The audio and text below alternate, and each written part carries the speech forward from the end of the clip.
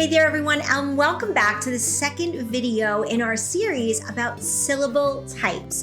Today we are going to be tackling the magic E syllable, also referred to as the VCe syllable type. If you're new here, my name is DiGilio. I was a primary teacher for 23 years, and on this channel, we talk about all things literacy, reading instruction, and really diving into structured literacy and the science of reading research. I would love for you to click that little subscribe button and that little bell next to it so you're alerted every time one of my new videos goes live. So with that being said, let's jump into today's video. We are going to talk all about the VCe syllable type, what it is, and I'm going to show you how to lead your students into mapping activities to map the VCe syllable type or VCe words. If you are not experienced with word mapping, please go back and watch my other video on closed syllables, where I go into a lot more detail about word mapping, what it is, and how to do it. And if you are experienced with word mapping, stick around, because once I get through the basics of mapping simple VCe syllables, I'm going to take you through some spelling rules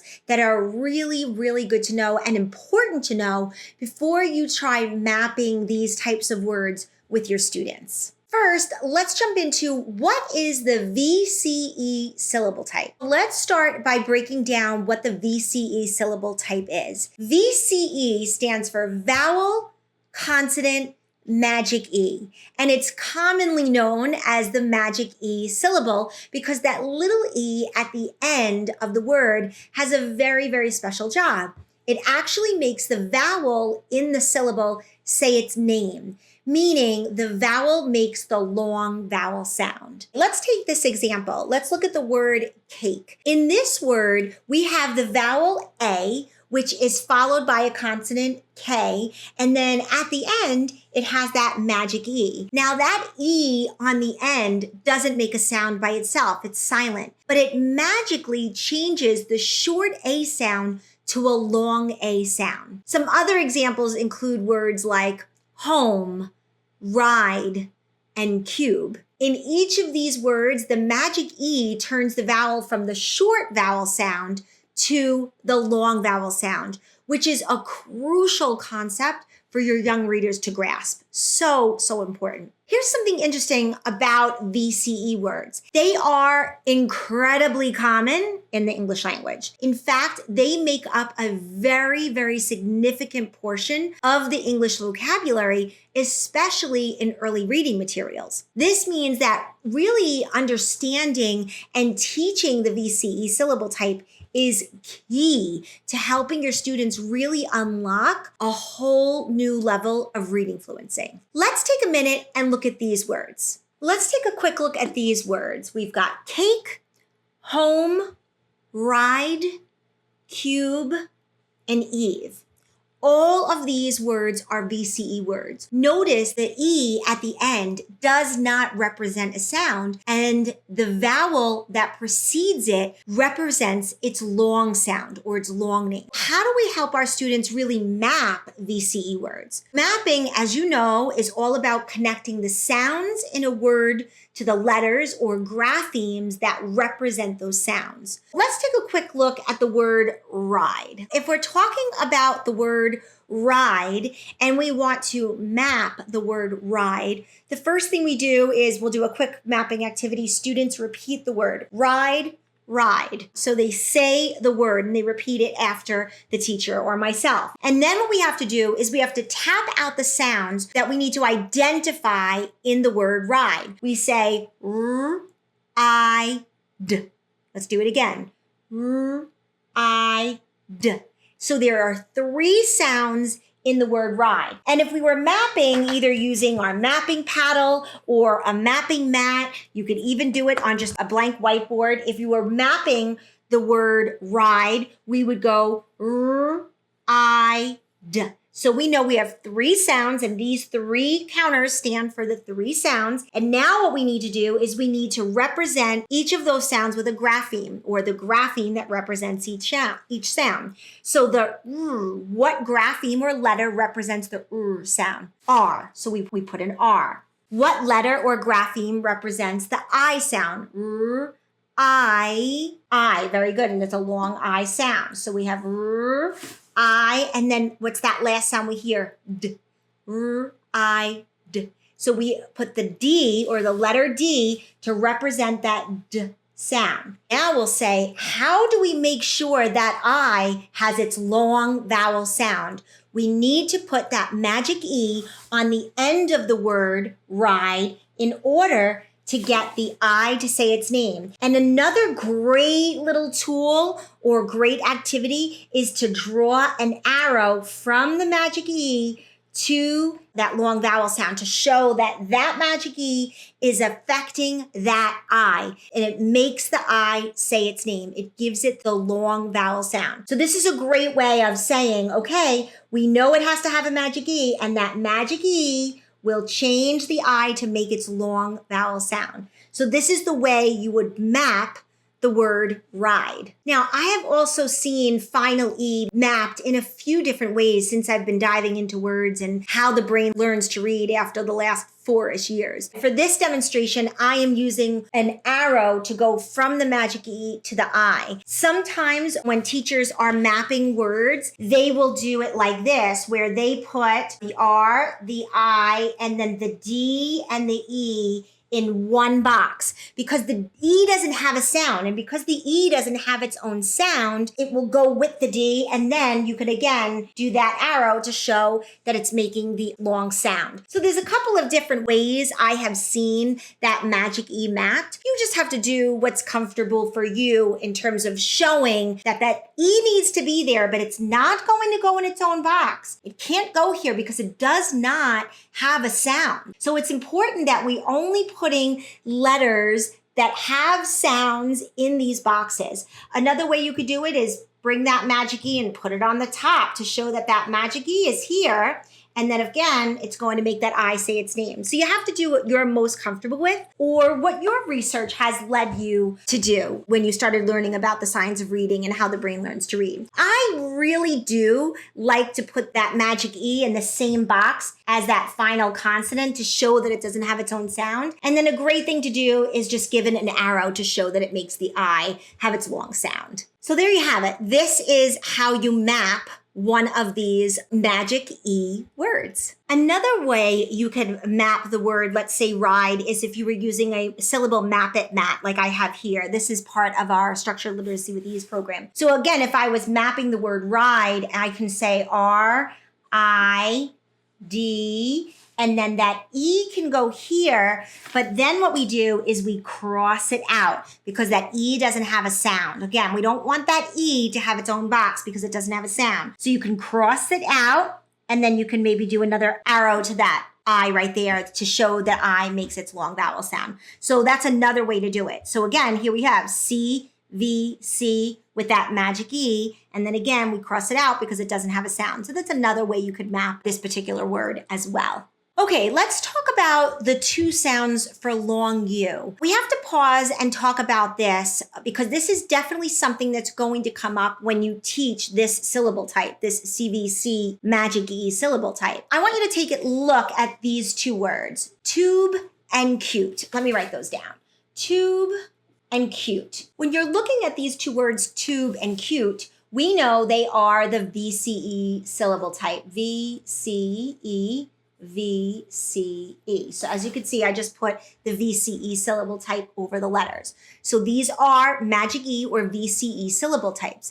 Now, both of these words, tube and cute, are represented by the long U sound. But what do you notice about the long U sound in these two words? What do you notice? Do you notice that the sounds are slightly different? That U in the word tube makes more of that oo sound, oo. And the U in the word cute makes the U sound, like that YU sound. If this is the first time you're introducing the long vowel U sound to your students, you might want to point out that the long U really represents two different sounds. This way, when students are asked to map words with the long U in the oo sound or the long U with the U sound, they will know that these sounds are both represented by the letter U. So it's really important to point out this particular difference with that U, with that long U sound. If we were mapping the word cute, we would do it the exact same way. If we're mapping the word cute, I say cute, students say cute. Cute, cute. Let's tap it out. What sounds do we hear? We hear k, u, t. Do it again. K, u, t. You have 3 sounds. We have 1, let's push them up. 1, 2, 3 sounds. What graphemes or letters represent those sounds? K. What letter represents the k sound in cute? C. What letter or grapheme represents the U sound in the word cute? U. And then the last sound is T. K, U, T. What letter represents the T sound? We have T. Now, in order for that U to make its long vowel sound, what do we need? Because what does this say? This is a closed syllable right here, right? K, It's closed in by the consonant. That's a closed syllable. A closed syllable makes the vowel say short sound. But in order for this to be a long U sound, we need that magic E at the end. And then we can draw that arrow to show it makes the U say its long sound. So that's how we would map the word cute with that long U sound.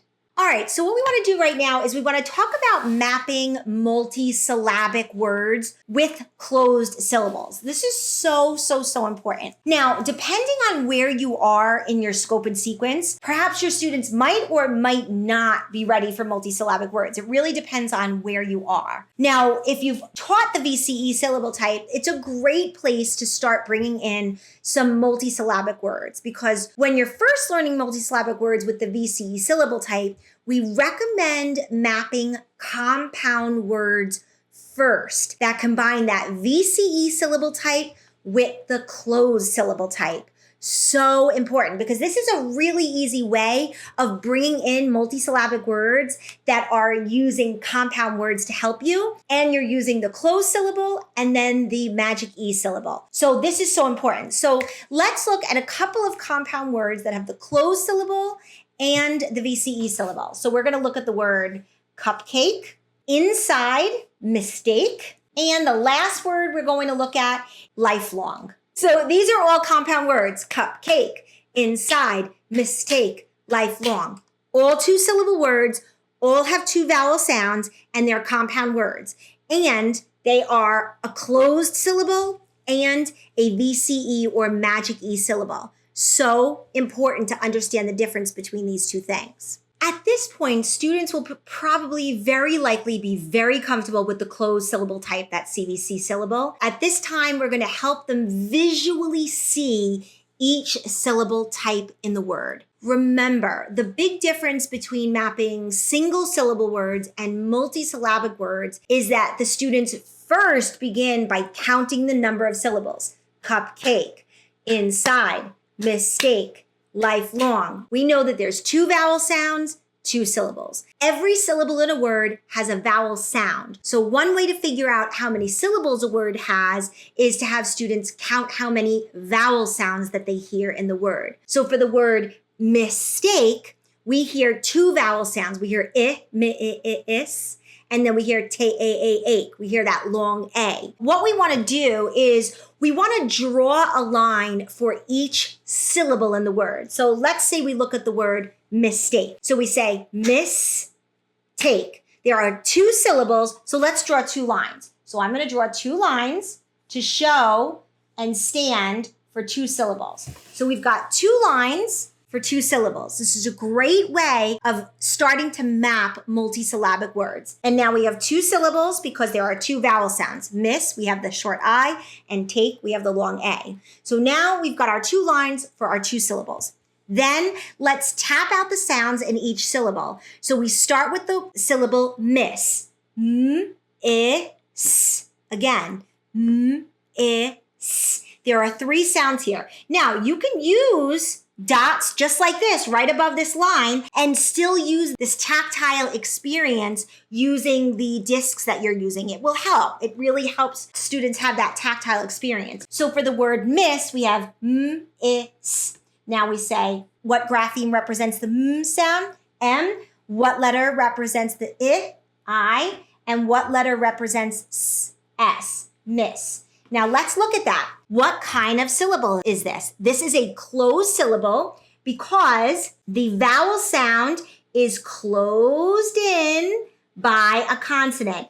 And because it's closed in by a consonant, the I makes its short vowel sound I because it's closed in by a consonant. So this is a closed syllable. Now let's move to the second syllable in the word mistake. We have take, miss, take. So now we're going to say how many sounds? T, a, k. Do it again. T, a, k. 3 sounds. I'm going to bring my sounds over here. We have 3 sounds. T, a, k. What letter or grapheme represents the t sound? T. What letter represents the a sound? T, a, k. We have an A. And then what letter represents that k sound? K. But remember, in order for the A to have its long vowel sound or to say its name, we need the magic E on the end, and then we'll draw our line. It's great to do it with another color. Draw that arrow. The E makes the A say its name. So this is not a closed syllable. This is a magic E that makes the vowel say its name. Mistake. Doing and using compound words when you're first starting out with multisyllabic and mapping multisyllabic words, it's great to use compound words that have a closed syllable and a magic E. Great introductory into mapping multisyllabic words. So this is how you will map VCe syllable type and moving into multisyllabic words with the syllable type. So let's jump into tricky words. Though mapping basic VCE words is really quite simple, as I showed you in those different examples, I want to point out that there are definitely some exceptions and spelling rules you'll want to be aware of when you lead these procedures in class. It's really important because these words can be very tricky for students if you do not spend time explicitly introducing certain spelling rules, because there are spelling rules that will change some of these words. I'm talking about words like race, huge, and wise. Can you spot why those words might be tricky? Do you notice how the consonants before the magic E do not represent their most common sound? This is because of certain spelling rules that help explain what's going on with words like these. Now, you won't want to ask students to map these words until you've taught the spelling rules. Let's take a look at these particular words and these particular spelling rules that are addressed here. First up, we have words that end in CE and GE, like the words race and huge. These endings are really interesting because the magic E really has 2 jobs here. Magic E has at least 7 jobs, and there are 2 jobs in these words. The first job is the magic E causes the preceding vowel to say its long name, so it makes the vowel say its name. But the second rule for this magic E, the magic E causes the consonants C and G to represent their soft sounds. So when you're mapping these words, you'll still follow that VCE pattern,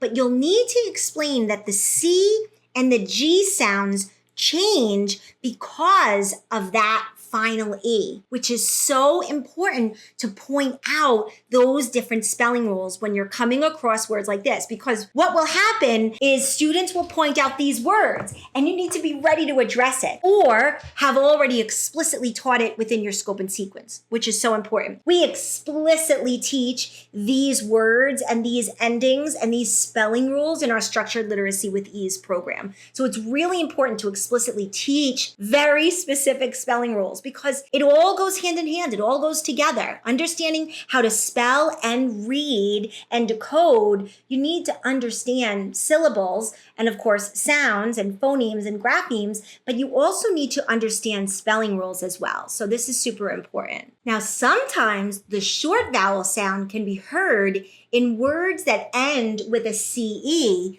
but have an extra consonant between the CE and the first vowel, like the word glance, chance, and enhance. That extra consonant right here is what changes the vowel sound. And in these words, it has that nasalized A. So that changes the sound of that vowel. Similarly, words like once are impacted by this as well. Do you see how the pronunciation of the O is not what we would have expected? It's pronounced as two sounds, the W and the U, and then it goes into the N, rather than being the long O sound. So you see, it's really important to understand that some of these words that are ending in that CE or GE have different spelling rules associated with it. In this case, we have the W, sound for that O, right? Really tricky word once. Really, really tricky word. So it's important to point out these specific words that don't necessarily follow what you've already taught, but have special spelling rules associated with them. Now, another special case involves words ending in a GE that have an extra consonant between the first vowel and the GE ending, like change, fringe, and plunge. Now, these words contain the consonants NG, which students should know by now can create that kind of nasal quality sound that can affect the preceding vowel and how that preceding vowel is pronounced. So in the word change, this nasalization often results in that vowel sound that is not the expected long vowel sound of a typical VCE word. That final E in these words is often more about maintaining the word structure rather than altering the vowel sound. Then in words fringe and plunge, the vowel takes on the short vowel sound. Notice it doesn't have that long vowel A, I or U. It has that short sound. So these exceptions should again be explicitly pointed out when words like this are discussed and when you're mapping words like this. It's so important. Next, let's dive into words where the SE at the end represents the Z sound. Words like wise and rise are great examples of that SE ending that has the Z sound. Even though the S is written as it actually is pronounced Z when followed by the magic E. So the bigger rule to explain with this, when the letter S is after a vowel or a voiced consonant, it represents the Z sound. So when mapping rise, you'll map the R to the R, the I to the long I, and then the Z sound to the S. And then, of course, add that magic E on the end. So again, it's showing that the S has those two sounds, that S and that Z sound. So if we were going to map the word wise, we would say, okay, repeat after me, friends. Wise, wise, wise, wise. Let's tap it out. I, Z. Again. I, Z. We've got three sounds. 1, 2, 3. 3 sounds in the word wise. What letter represents the sound? W. So we put the W. What letter represents the I sound in wise? We have an I, the long vowel I. And then when we get to the end, what's that last sound you hear in wise? You hear a Z. But we're not using the grapheme Z to represent that sound. We're actually using an S, because the S, when it is followed by that long vowel sound or a specific consonant, but we'll talk about that later, we know it's going to make that Z sound. And then, of course, you need that magic E to make sure the I says its name. So this would be how we would map wise if you were mapping that word in an activity. They would have to know. And remember, if you haven't explicitly taught in a lesson that the letter S can make the S sound and the Z sound, this is going to be the heart part. So when we're talking about heart words, this would be the heart part right here. Here's where you would draw your heart if you have not explicitly taught that the S makes the Z sound on some occasions. But if you haven't taught it, you would teach this as the heart part that they would have to know by heart until they explicitly learn that sound. Heart words can change if they're not irregular. It's just that they haven't explicitly learned that sound yet. So that's how you'd map that word wise, that's a magic E, but has that S that has the Z sound represented. Now, let's talk about situations where the vowel sound is affected. So in the word wise, and like size, that long vowel was a long vowel. It didn't affect that magic E, made sure that that vowel was saying its name. But in some situations, the vowel sound is affected. For example, let's talk about the words ending in VE. So special.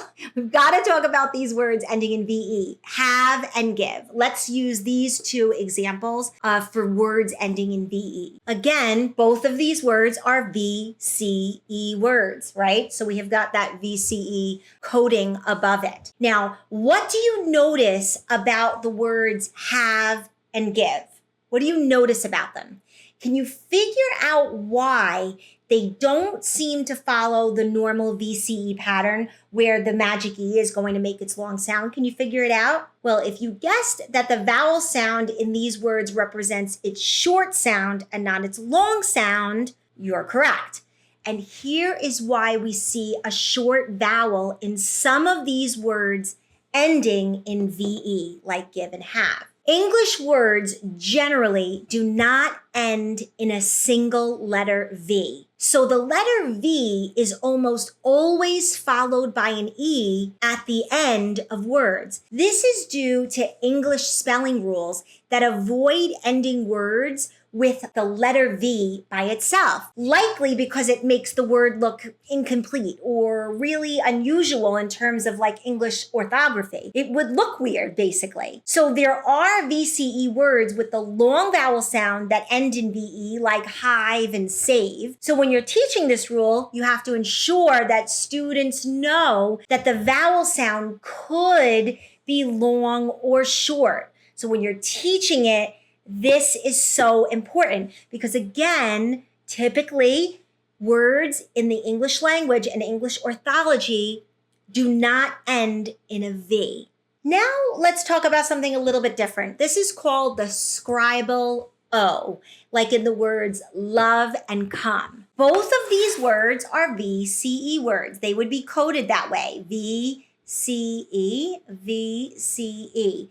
They would both be coded with a VCE because they are VCE words. However, what's important to understand in the word love and come, where the O doesn't typically follow that VCE rule in these words like love and come. Instead, the long O sound, instead of saying love or comb, right, it makes the short U sound, or a schwa sound, right? So la of, ka it actually makes a schwa sound. Now, this little quirk dates back to old English scribal traditions. Kind of imagine it back in time when books were handwritten and the lettering style of the day was such that certain letters like M and N and V followed by the letter U, it was hard to read those letters. So scribes started to change the U to an O, even though the pronunciation of the words did not change. This is how we get words like love and come, and because their spelling was changed from a U to an O over time. There's that whole other part of the English language about how some words' spelling was changed over time, in this case, scribal O being one of them. This is important to explicitly talk about words like these so students understand that there are some exceptions and where those exceptions came from. But again, this isn't really an exception because they make their schwa sound. And schwa is the most popular vowel sound that we have in the English language. So that's something to note. That being said, I hope this video helps you on your journey of understanding syllable types and mapping syllable types and multi-syllabic words, because these are the things that are going to help your readers really just master their decoding skills and their spelling skills. It's just so important. And just one other thing to note, again, remember if you are looking for mapping tools and activities, we have our mapping paddles, and of course we have our mapping mat that you can download for free right in the description of this video. We of course have our syllable map it cards for you to use as well, so you can definitely check these out. And of course, we have our coming soon, our magnetic word building tool. This is just our prototype. This is a prototype, but it's coming soon. And on the back of it is going to be all for syllable mapping. So depending on when you see this video, it might be out. You could just check the description below. It's coming out around October of 2024, depending on when you are watching this video. So definitely check out our new products that we have coming out. And of course, our word mapping paddle to help you with word mapping. We have our syllable mapping mats that we have as well for sale. So we've got lots of things and tools for you to help you in your classroom when it comes to understanding and mapping words and mapping syllable types. We've got it all covered for you, so definitely check those things in the description below. So I hope you found this video useful and helpful when you're thinking about teaching syllable types, especially when it comes to the VCe or Magic E syllable type. And again, if you found this helpful, please click that little subscribe button and that little bell next to it so you're alerted anytime one of my new videos goes live. So thanks so much for watching. I hope you enjoyed the video, and I will see you in the next one. Bye for now.